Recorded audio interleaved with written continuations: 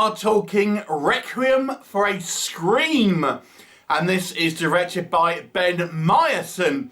And this is a low-budget slasher movie that was made for the streaming service Tubi. And this one stars Cassandra Scerbo as our main character, Artemis. And it's essentially a kind of standard slasher movie. A bunch of young adults gather at a kind of out-of-the-way holiday home, vacation home in the middle of the woods to scatter one of their number's sister's ashes and kind of have a bit of a party while they're there. However, this area is also occupied by a masked serial killer who likes to record his victims' screams and make a symphony out of them. What'll happen? You'll have to watch the movie and find out. So let's discuss what I think works with Requiem for a Scream. A pretty fun title, I'll give it that. I wonder if this movie was actually kind of written around the title to a certain degree, because I think that's a great title. Let's now make a film to kind of to go with it almost, because I feel the actual conceit of a musically themed serial killer or slasher is barely used here, but it's a fun title. So, what can I say that works? I do think the killer is interesting. He's got an interesting kind of look. The mask is pretty cool. It's kind of like a cross between, I would say, Ghostface from the Scream franchise and 2008's Franklin. I thought that was quite good. And the reason why he's killing, I think, is interesting, although not fully explored. So he's killing people so he can record the audio and then make kind of symphonies out of it, which on the surface I think is a unique kind of MO for a kind of a slasher serial killer, for example. I'll come on to maybe issues with it, but I think at least it has a little bit of an interesting motivation for our bad guy. Despite this bad movie is obviously a low budget, I do think it's proficiently kind of shot. The director has done a bunch of kind of TV movies prior to this. Nothing really kind of too mainstream, but a working director, working actor. So relatively kind of proficient, if not outstanding, kind of direction and camera work here. But I think it's serviceable. I think if you're a slasher fan, it's kind of a serviceable kind of horror.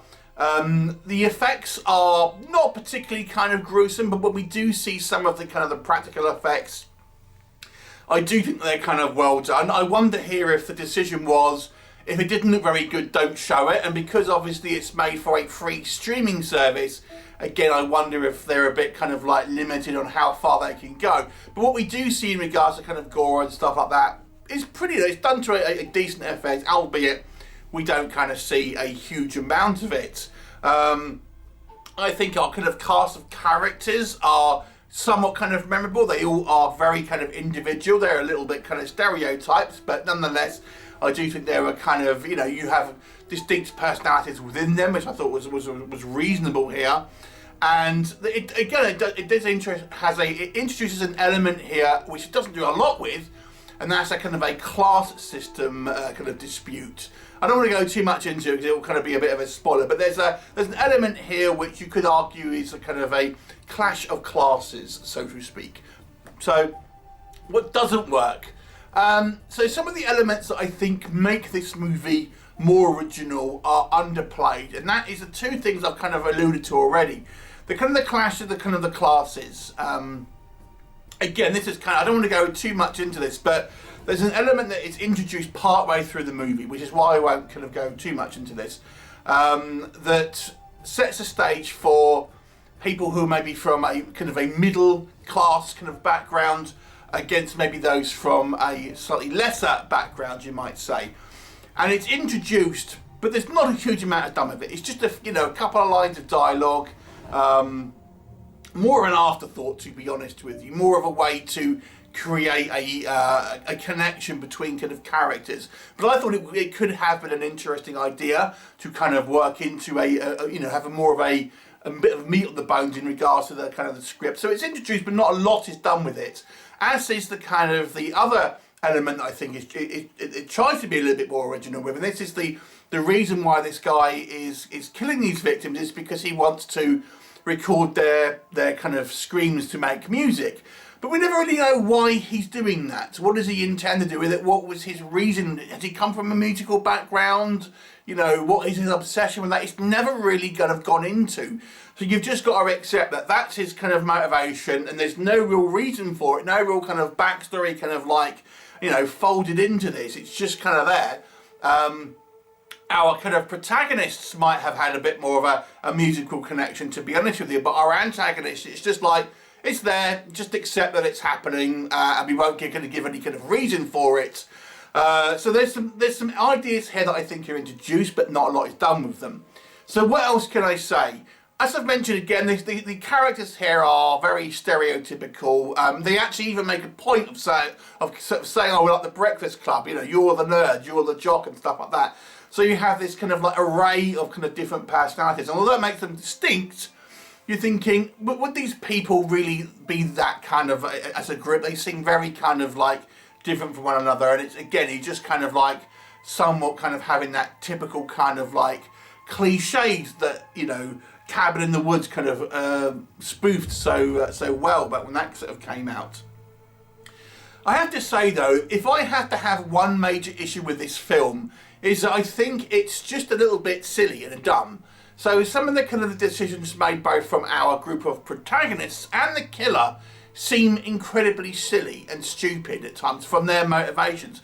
Again, I'm not going to go into every kind of instance of this, but I'll give you a couple of examples.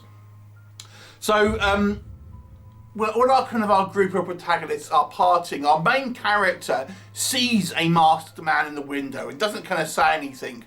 And then when the first victim is killed and they have their kind of throat slashed, what does this person say? Oh, it might have been an animal. And I'm like, you've just seen a masked man in the window. It's just very, very silly. So you're not getting that realistic portrayal of people in peril, you might say. It's very much kind of like movie logic. You know, and when it's all said and done, our group of protagonists all come to realise that they're in danger at the kind of the same time. And we have one guy who doesn't appear to have a firearm, and thinking, you could just overpower this guy. There's enough of you there, and there's the various kind of implements around this house that you could easily kind of, take this guy on if you needed to.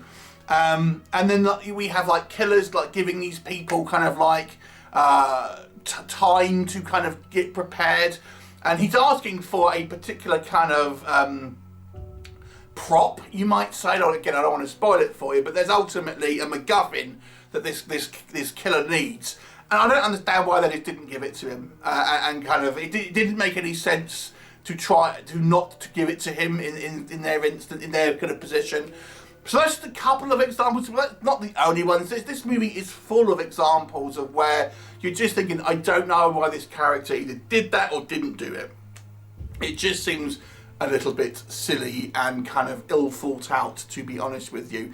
So this is not a movie where you're going to go in and think these are kind of realistic characters and they kind of facing a real life kind of situation where they're having to kind of think on their feet. It's a dumb movie that is, it's made to a reasonable standard, but it's certainly going to be only for those of you who really enjoy the typical kind of slashers. It doesn't elevate the genre at all. It doesn't really kind of introduce anything you haven't really seen before. What it does, I don't think it does in necessarily a bad way. It's an entertaining movie, but unfortunately it doesn't really go beyond kind of lackluster at the end of the day. So I have to say, normally that would mean it would be kind of a average film. It's nothing special, it's not terrible. But because some of I think the bad writing here and the kind of the lack of attention to detail to any type of logic, I've got to give it knock it down a mark to make it a slightly below average movie of 4 out of 10, purely because it's just a little bit too silly for its own good. And maybe a couple of times you could be a bit forgiving, but you know, the amount that this movie does, it deserves to have a mark knocked off. So it's a 4 out of 10 for me. Have you seen it? What did you think of it? Leave me a comment, and I shall look forward to seeing you next time. Bye for now.